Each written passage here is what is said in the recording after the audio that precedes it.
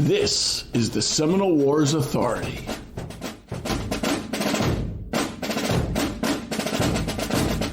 Hello and welcome. In 1812, Louisa Fatio, just 15 years old, barely escaped the Seminole Indians when they destroyed her family's beautiful New Switzerland Plantation on the St. Johns River. Frantically searching for safety throughout the wilderness of Florida, the family first endured the bloody Patriots War, only to see their new house destroyed by a hurricane. Next, they sought haven in Fernandina until their home burned to the ground and invading pirates captured the town. Fleeing once more, the Fatios returned and rebuilt New Switzerland Plantation, where Louisa became its charming hostess. When the plantation was threatened once again by the Seminoles, Louisa fled to St. Augustine, where she used her business skills and hospitality to create her career as an innkeeper, one of the few respectable occupations available to a woman of her standing. Soon, Miss Louisa's lovely and famous boarding house began to offer the best lodging and the finest table in tropical Florida. Fatio's reputation for fine food and accommodations grew. Under Fatio's management, the house on Avila Street became known as Miss Fatio's. The establishment was a fixture in St. Augustine until her death in 1875. Eugenia Price made Louisa Fatio a major character in her 1965 novel Margaret's Story, the third volume in Price's Florida trilogy. One of its settings is Fatio's boarding house in St. Augustine. The Seminole Wars Foundation, producer of this podcast, holds this trilogy within its 2,500 title collection in the Frank Laumer Library for Seminole War Studies. In this episode, we'll learn Louisa's story through a first-hand impression, courtesy of Diane Thompson Jacoby, an actress who performs one-woman shows about notable ladies from the state's illustrious past. Diane slips into her impression of Louisa to tell the story of East Florida in the Seminole Wars period. Listeners who would like to learn more about Diane and the characters she portrays can visit her Facebook page, Diane Thompson Jacoby, or by visiting her webpage at www.mrsflagler.weebly.com. Diane Thompson Jacoby, welcome to the Seminole Wars Authority. It's wonderful to be here this morning, Patrick. And welcome also to your alter ego, Miss Louisa Fatio. I'll be happy to tell you a bit about my life and how I came to be on that dreadful day. My parents' plantation on the St. Johns River. I'm sure you've heard of it. It's New Switzerland, the largest plantation and the first on the St. Johns River. I was born there. It was 1797. My grandfather before that had come over from Switzerland. Both of my grandparents were quite cultured, well-to-do folks. And my grandfather had understood when he was doing business in London, he could actually have land grants from Spain. He found that out in London. So he was able to get a large land grant right there on the St. Johns River. Our listeners know that Spain established La Florida. However, they lost it in the French and Indian War, and the British held the territory for 20 years. But then the British lost the war with America for its independence, and Spain took its colony back in the 1780s. The Americans took control of the territory in 1821. That's where I was brought up, in the lap of culture, on a large plantation with my sisters and brother. Sadly, my mother had passed shortly after my birth. My father, in 3 years, married again my lovely, lovely stepmother. We had many fascinating visitors come over from Europe and so forth. Everything was very peaceful until that day. Oh, my. I was just 15 years of age. That's when they burned the house. This was a Seminole attack in 1812 during the so-called Patriots War. I heard them. I was in the parlor, and I heard the yells and the screams. I heard them yelling, and I looked out, and I saw them running towards our house, and we ran. I gathered my sisters and the family and two of our people, and we ran towards a small boat that Scipio knew about, and we all clambered aboard that. And I looked back to see that they had begun burning our beautiful plantation home. Oh, it was so frightening. When they spotted us, They spotted us as we were in the river now, and I could hear the sound of the musket balls, and I saw them drop into the water around us. I'll never forget that. Well, we escaped that time, but sadly, New Switzerland Plantation did not.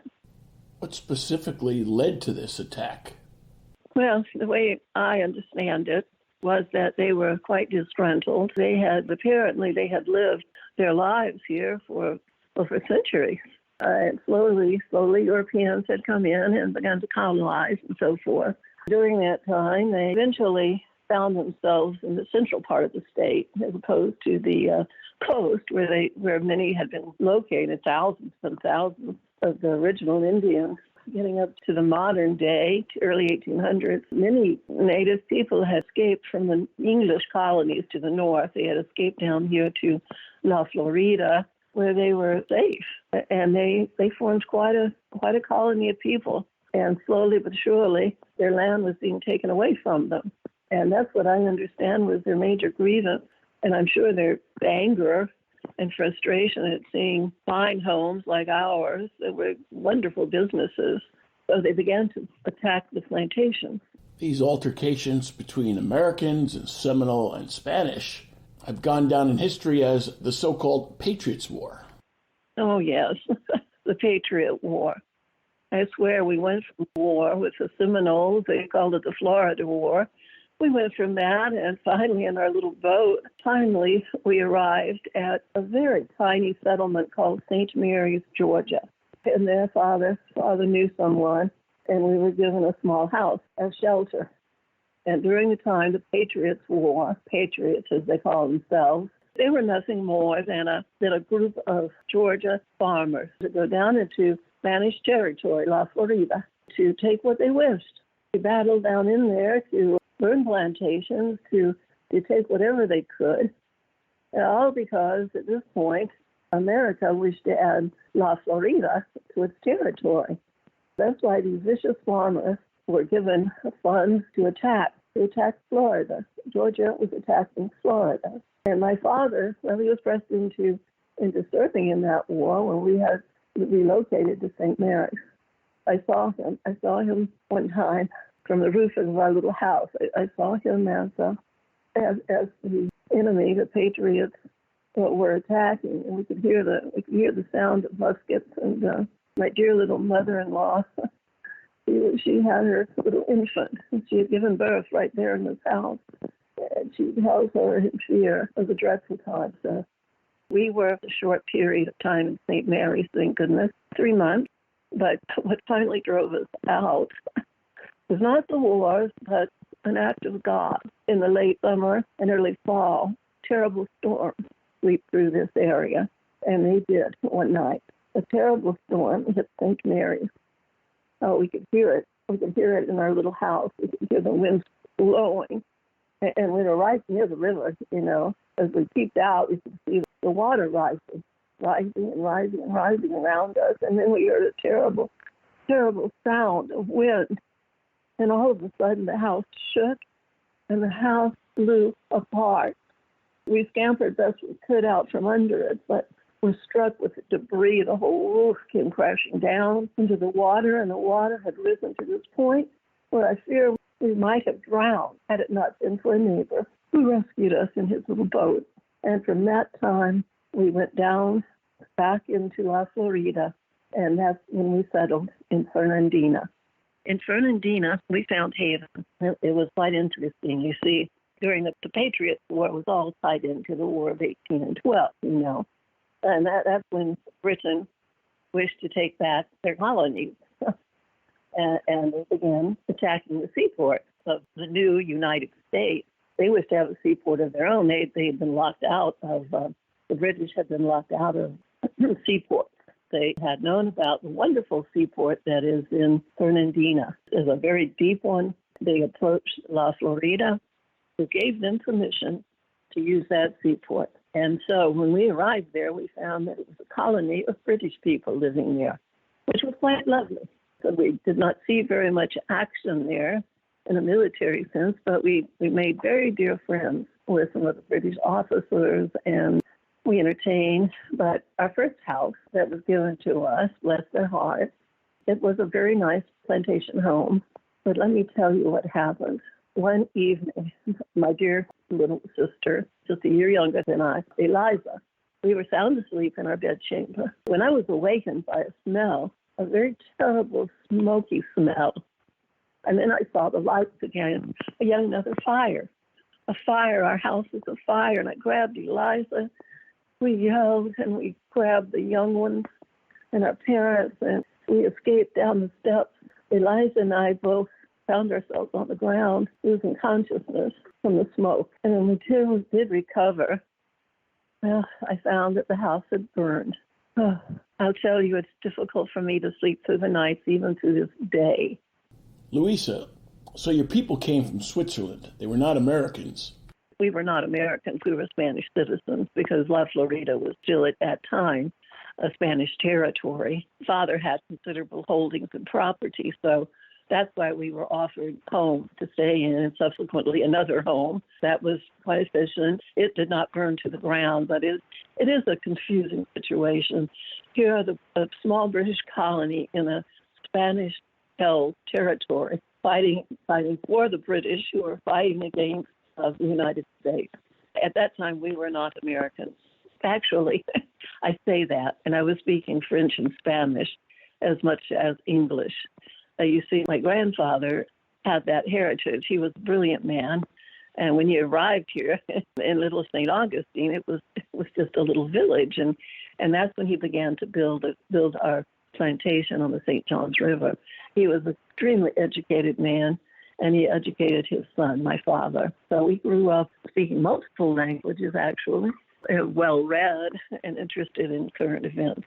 Many people fled, of course, as they should, when the British took occupation. 1763 is when they took possession, stayed in possession until 1784. And during that time, all the Spanish people that had lived there for centuries fled because they wished to have their own religion. Any people of color, whether they would be free or not, fled because they feared that the British would see them as slaves. So many of them most of them went down to Cuba to live.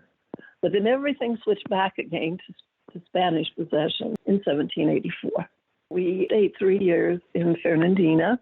I'm remembering the date. We moved in 1814, so that would have been 1870 when we departed. But interesting things happened in Fernandina. Not only did we entertain the British officers and so forth, and many of them were our fine friends, but we saw some changes coming. And the changes came about. Well, you probably know that Britain did not win the War of 1812.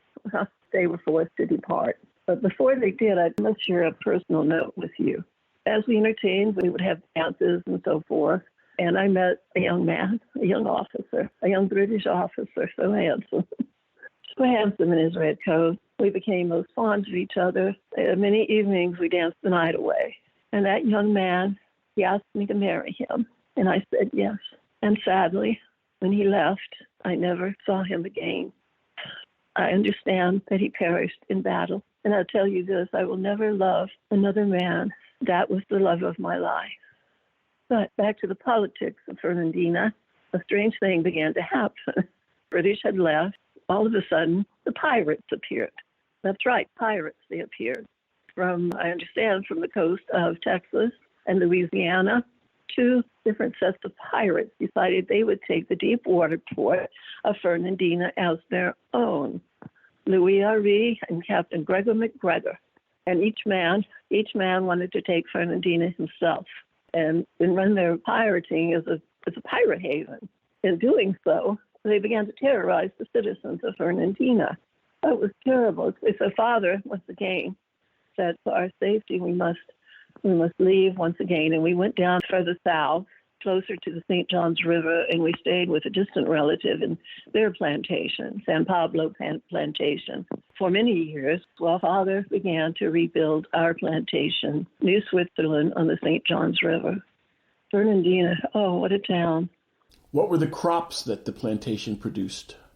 Oh, my. Well, virtually anything that would grow there.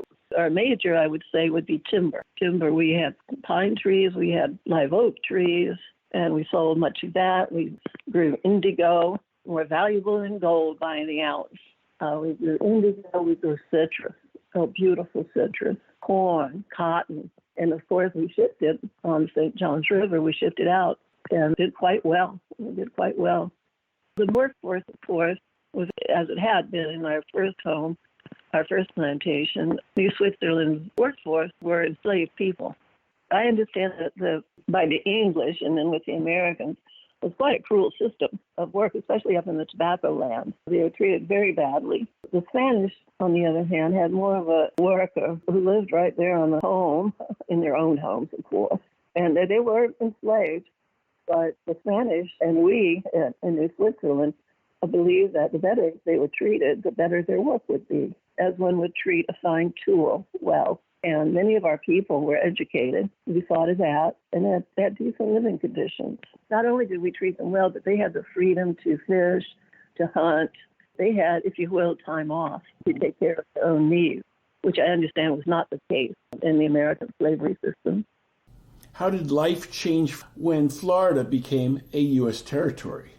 When it became a U.S. territory, when La Florida finally was sold by Spain to America for $5 million.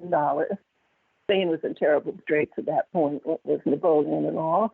Becoming an American territory for Florida benefited many, but at the same time, it was rather dreadful for any people of color or any native people. The people of color, whether they be free or not, all their rights were taken away from them.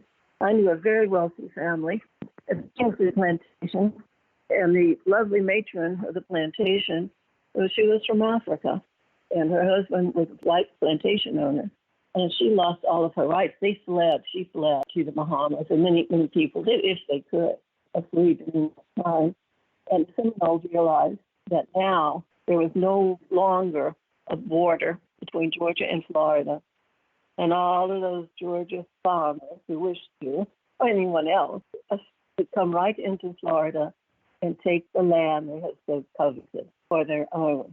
And of course, that meant warring with the Seminoles, who had lived there forever. So that was, in my understanding, the origins of the Florida War. How did life change for you and your family when Florida became a U.S. territory? I was still, at this point, at New Switzerland. My father rebuilt the plantation, and it was doing splendidly by 1821. When we became a territory. I was, by this time, 26 years old. Sadly, my stepmother had passed at that time, Molly. So I took over the task of hostess, and we had many, many very refined guests visiting, staying for weeks at a time, father's friends, and it was quite an intellectual delight. This was the site of the old plantation, and it became quite huge. At one time, we had associated with our plantation 10,000 people. Now, that meant all of the outbuildings, the village that sprung up, but we were quite prosperous and quite successful during this time. We had a number of lovely years at the plantation. Father was relaxing for the first time, I believe. He loved sitting out under the live oaks, reading and entertaining his friends, and I enjoyed being hostess by that time. Well, Father passed away, and I took over the realm of the plantation. That was quite a challenge, and I do believe I made quite a success of it. But it was not to last, because the Seminoles were being treated quite horribly. There was talk of gathering them up and sending them out to the western states. There was bloodshed everywhere. It became quite dreadful, and I must say many of the plantations were being attacked by the Seminole Indians during this time. So in fear, I left the plantation. I knew that it was just a matter of time. I gathered the people together, and I told them what was happening, and I left. I knew that my people would be safe. The Negroes would be safe because the Indians, seeing that they were people of color, often it became part of the group themselves. But they were safe, and I knew that. So the situation was that they burned it to the ground, the Seminoles, the second time. Thanks be to God that Eliza, my sister, and I fled when we did. We saw it. We knew that it would happen. And they took what they wanted, and they burned it. And I did not sell it at that time. It was not worth much. I held on to it, and my sisters held on to their part of the inheritance. From what I have been told, the workers, many of them fled with the Seminole. I consider to be free people at that time. By the time this happened, Eliza had left for St. Augustine already. She had married. She married a man of medicine, a doctor at St. Augustine, and they had settled down into their home. So I fled to Eliza. I lived with them for a bit of time as I tried to bring my mind around everything that had happened. As I sat out in the veranda and I read and I took the sun, I thought, what in the world does the future hold for me now? How can I be of use to my fellow man, to my God, and to myself? I could only sit down in the courtyard for so long. I knew I needed to do something. So what I did was I looked about for employment opportunities for a woman. Very few in those days. I could have been a teacher, I suppose. That did not fit my nature as I'm a businesswoman at heart. And so I looked into the possibility of running a lodging house. And there were several in St. Augustine, and a good friend of ours asked me if I would take over the duties of running his lodging house. And I did so. And at that time, I brought Eliza with me because sadly, her dear husband was a doctor. He left through the city gates of St. Augustine, and he was murdered by the Seminole on his way to see a patient. So Eliza was devastated, and the two of us moved into a lodging home, an inn, if you will, on the bayfront, and I ran that for some time. This would have been in the 1830s. Indeed, I was. I enjoyed it. I enjoyed talking to the visitors. There were six boarding houses. That's what they were called. 6 boarding houses in St. Augustine at that time. And then the year we became a state of the United States, 1845, as you know. And that changed that year, changed a good number of things for me. The year we became the 27th state of the United States was the year that I lost my dear Eliza. She passed away. And I looked about. I looked about for another challenge. I left that boarding house. I ran another on St. George Street. And what I wanted to do was to own my own boarding house, a private boarding house, and run it as I had the plantation. That's what I did. We were in the process of selling off some of the land during that time. In the late 1840s, I went to a boarding house on one of the oldest streets in St. Augustine, Hospital Street. The Spanish hospital was there, and what they call, I believe, today, Avallee Street. And I went to work for Mrs. Anderson, who had owned a very successful boarding house there. And over a period of time, Mrs. Anderson had left Florida. I was able to purchase my boarding house. And now I had my own boarding house. And it was in 1855. I added on to the old building, and I began to have the finest of guests there. St. Augustine at this time, and in the years preceding it, had become a rather rowdy town. There were any number of immigrants. When I fled here, I was by far not the only person. There were many, many immigrants to St. Augustine fleeing from the danger of the Seminoles, and they needed a place to stay. And the early lodging houses that I ran, many of the people stayed there. My clientele changed somewhat when I owned my boarding house, Miss Fatio's boarding house, I called it. I began to get wealthy clientele from the north. You see, many people by this time had found out that Florida had wonderful weather, that citrus fruit grew everywhere, and they used to come down and take part in that. Also, there were any number of invalids in St. Augustine coming down from the north at that time, which is not to say it wasn't touched by the wars. And the fact that we have so many nationalities living here, from the original Spanish, the British, the Germans, every culture, I believe, is represented, the Menorcans. That's the type of town we were. Very active, although quiet in its own way as far as business. We didn't have industry, but of course we had a wonderful citrus business. Many farmers were selling their citrus up north. The Seminole War was waning. People were beginning to feel safe coming down here. What was your clientele like at the boarding house? Well, we had many very wealthy people from the north, from New York, from Philadelphia, from all throughout the north. And you see my reputation spread. When those people would return, I had so very many people, wealthy people, who wished to come to my boarding house. They had to make reservations, and they had to have a recommendation in order to stay with me. That's the type of person that we entertained. I considered it to be a home for them, as far as it being safe. I had the very highest standards in the decor, and certainly in the cuisine. Most of our guests did stay for some time. It was not an overnight. They stayed for some time, some for the entire winter season, which of course was our most popular season, some for weeks at a time. Many people returned year after year after year and found it enjoyable and told their friends. My boarding house was called a private boarding house, and it was for the elite. All stayed with me as ship's captain. Captain came back year after year. You see, the people are very interested in having conversations with other people who have the same interest and the same intellect. Certainly would not entertain an actor in my boarding house. You are Louisa Fatio. Students of the Seminole War know of an enslaved man named Louis Fatio Pacheco. What's his connection to your family? Well, Luis, as I called him. He was born when I was 3 years of age, right there in the plantation in New Switzerland. And his father was an excellent craftsman in wood, and he had been educated. So, of course, Luis was educated as well. I understand he could speak 3 languages at some point. We educated those that we thought could be trained and could be taught, yes. I would say that there were certainly those who had no desire for an education who merely worked. But Luis was not one of those. He fled the Seminoles burned my plantation the second time. I understand he fled with the Seminoles and then all the dreadful situation that the Seminoles endured as captives. I've heard tell that he ended up in Tampa at one point. Whether he was free or not free, he was apparently owned by many people. Although when the time came for him to choose a last name, because slaves did not have a last name, he chose Fatio. But ultimately, he found himself back here in La Florida and back in touch with my sister Susan.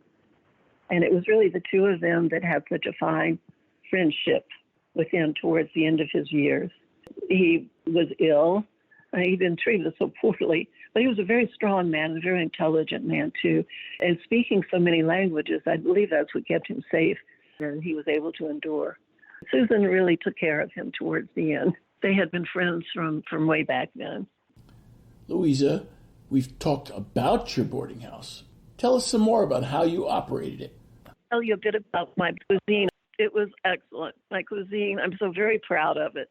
And it really is what sells an inn to the people up north. My cuisine was the best that you could find. Now my boarding house, during its day, it was, as I said, a private boarding house. It was a far better place to stay than hotels were at that time. I always tell my ladies, my guests that are ladies, that they must never try a hotel, because in a hotel, one would walk in and be surrounded by strangers in the lobby. How dreadful that would be. As they dined at night in a hotel, everyone sat in the same room. You would be surrounded by strangers. No lady would really consider a hotel. So I made sure that my guests were fed and fed well. We had a huge breakfast to start them in our dining room. My dining table seats 18. Oftentimes we had to have 2 seatings. We would begin the meal with fresh eggs, with ham, with grits, with fresh fish. Snapper is especially good for your breakfast. Snapper has roe. That would be fried up too. What a treat. What a delight. Biscuits, freshest of bread, cornbread. I had a wonderful, wonderful chef. She had been with me for so many, very, very many years and stayed with me even after the war. And the people, then I would tell them they can, if they wish, explore St. Augustine, perhaps go for a walk or a ride if they desired that, or I could have a carriage meet them, and they could look at the old town, see the old houses that the Spanish had lived in, and that old castle there on the water. And perhaps if they were sporting, they might like to fish or hunt. And everyone came back for the meal. The main meal of the day was about 1 o'clock in the afternoon. That was our dinner. And the selections for that. Now, one way in which I interacted with the Seminoles was those that were there would bring in fresh meat to us. They hunted and they fished. So we always had the freshest of meat and vegetables from my garden. It was truly a treat. We had citrus fruit galore, as much as you wanted. A wonderful pie out of sour oranges with meringue on the top of it. And then my guests would go out and about, again exploring, maybe going over to the island. It was quite an adventure to go by boat over to the island, maybe even walk down to the beach. That would be quite a treat to see the ocean for many people. There might be oyster roasts on the beach at night, or they could return and have any manner of shellfish and fish. Truly, by the end of the meal, one would be ready to retire to the drawing room for the ladies. And the gentlemen would stay at table and enjoy their brandy and cigars. And the ladies would enjoy sherry, and we might play cards, write letters, or just sit and gossip. I thoroughly enjoyed that.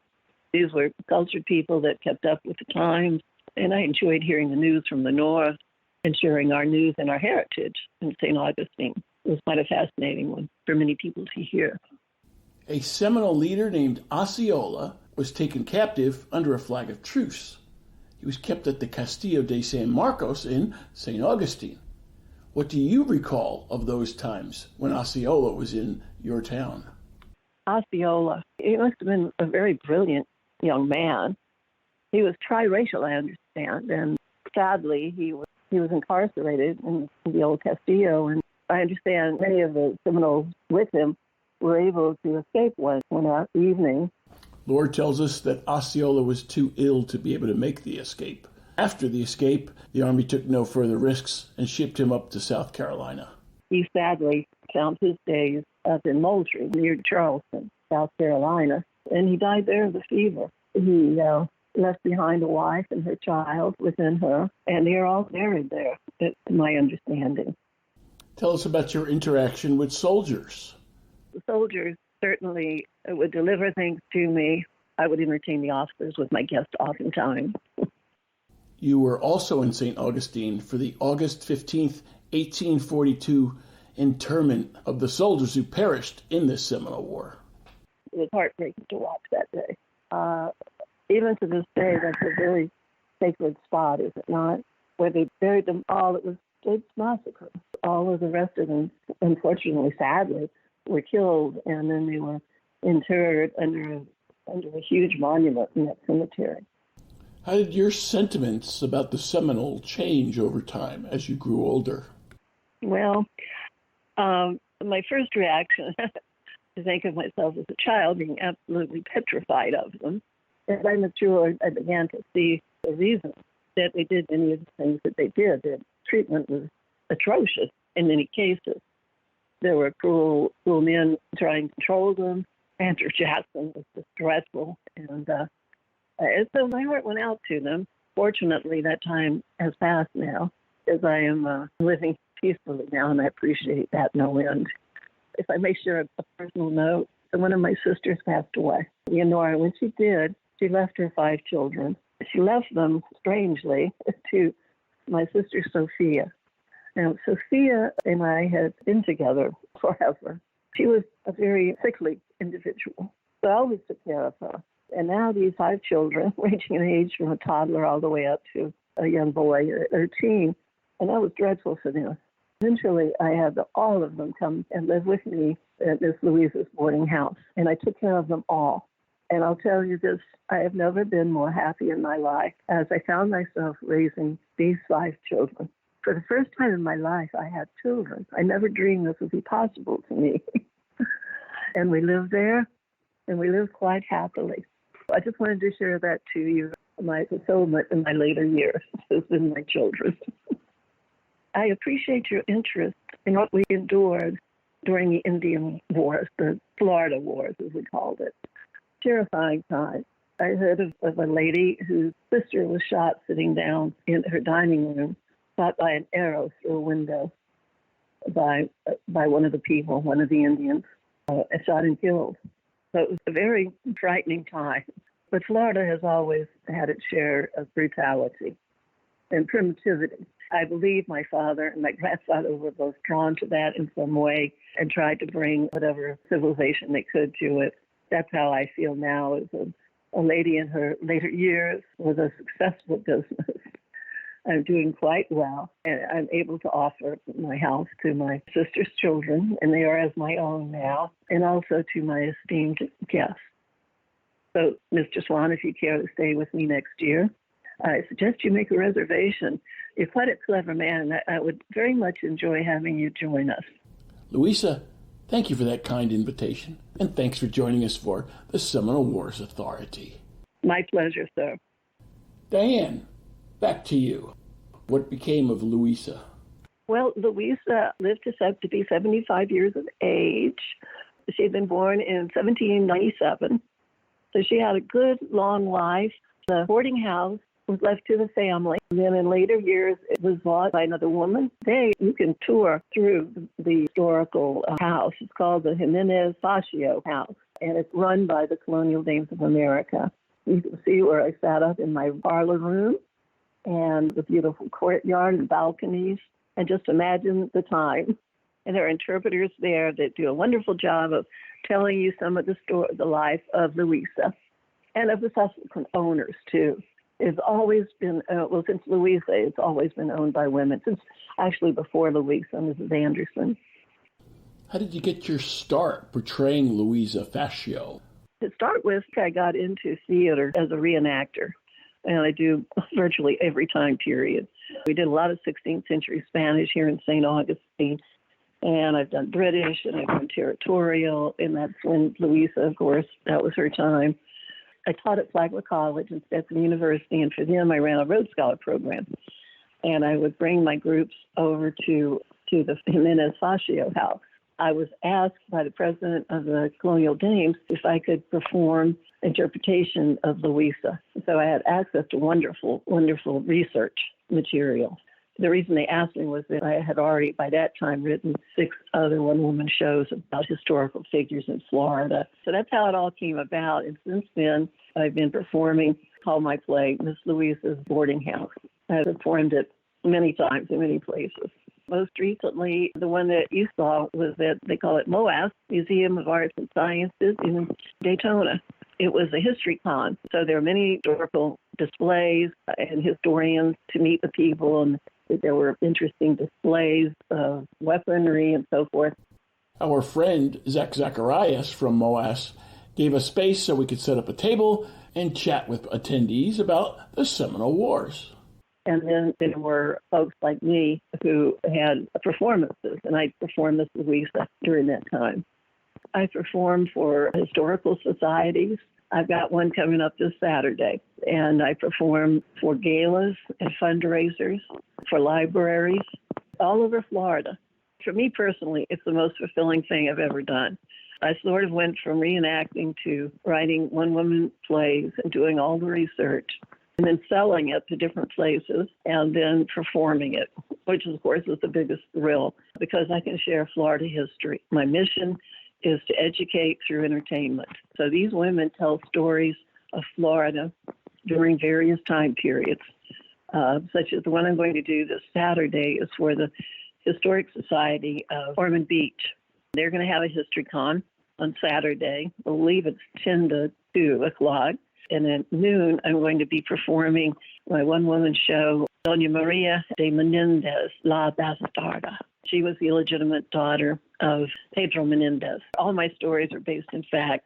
I love being able to share history as a living history, especially through the eyes of the women that lived it. I love accents. I love learning them and performing in them. The one I'm doing Saturday, I'll have a Spanish accent, and my clothing is huge.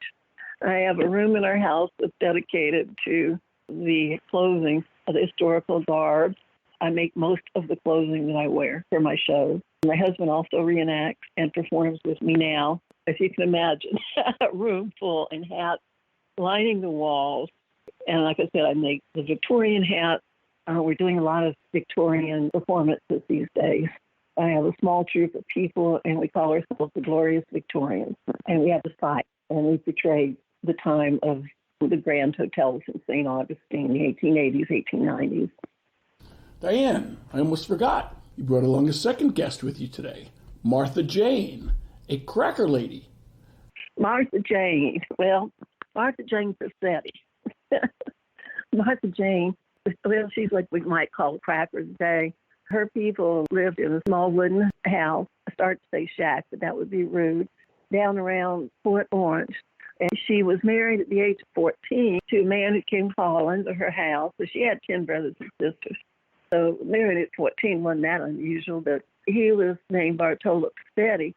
And Bartolo owned pretty much what we call Daytona Beach today.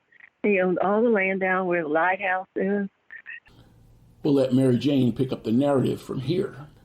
He was a gruff kind of man. He was a fisherman, a great fisherman, and a man of the sea. And I married him. I ended up living in a shack on the river made out of driftwood that he collected. We had a difficult life, but there was so much beauty to it at the same time. I raised my children there. I had them by myself with Bartolo's help, what little there was, and he went about fishing. No one lived there with us at that time. We were the only white people living there. He and the Indians got along just fine, and like most other people. He built a fine business of fishing and being a guide in later years. And then we sold a big chunk of that land to the federal government because they wanted a lighthouse there. And after that, we were able to build a lovely big boarding house. We had all sorts of folks staying in it while they were building the lighthouse. And then when it was completed, all sorts of folks came over to our little spot on the ocean there to see the lighthouse and to stay at my beautiful boarding house, the Fassetti boarding house, and to eat my food. Oh, I could cook up a fish. Bartolo would throw it up on the dock. He'd scale it for me. Then he'd bring it on down to my kitchen, and I'd fry it up for you, fresh as can be. Yes, that's the kind of life I had. I had many children, and we had a fine time right there. What period of time are you describing from the 19th century? Oh, dear. 1850s through to the 1915, I believe. Researching her family continued on after she had passed, and were very prominent in the political life of Port Orange. Today we call it Port Orange. Back in the day it was called Orange Port. And of course over on the island on the Daytona Beach shores, all of that land was Bartolo's land at one time. And when all the people came there, they built schools and hospitals, and it began to expand. It was on the Mosquito Inlet. That's what they originally called the inlet there. But when the tourists started coming down, the visitors, they changed the name of it, and they call it the Ponce Inlet Lighthouse now. My last name is Fassetti. He was Bartolo Fassetti. You know the Fassettis here in St. Augustine. There must be hundreds of them here, and that's where his people had come from. But he went out on his own with the property that they had been given in the land grants, and that's how he ended up Ponce Inlet. Now, it was actually my sister who had been shot by the Indian, by the way. I heard that other lady talking about that. It was before my birth, but I understand that there were Indians about at that time. This was back in my family's little house, and they were all sitting down to dinner, and this Indian just fires his arrow in, hits my sister, and she died right there. It was a rough time. Diane, back to you. Our listeners who want to learn more about Louisa Fatio and the other women in your One Woman plays, how do they do so? I would be happy to hear from people. My Facebook page is Diane Thompson Jacoby, and that's where I post upcoming shows. And I'd be happy to friend you and give you the information. My website is probably the best place to get more information about Louisa. And my website is www.mrsflagler, all one word, .weebly, and that's WEEBLY.com. Descriptions of all my shows. I would love to hear from anyone. Thank you, Diane Jacoby, for joining us for the Seminole Wars Authority and bringing along your kind friends, Louisa Fatio and Mary Jane, the Cracker Lady. Thank you, sir.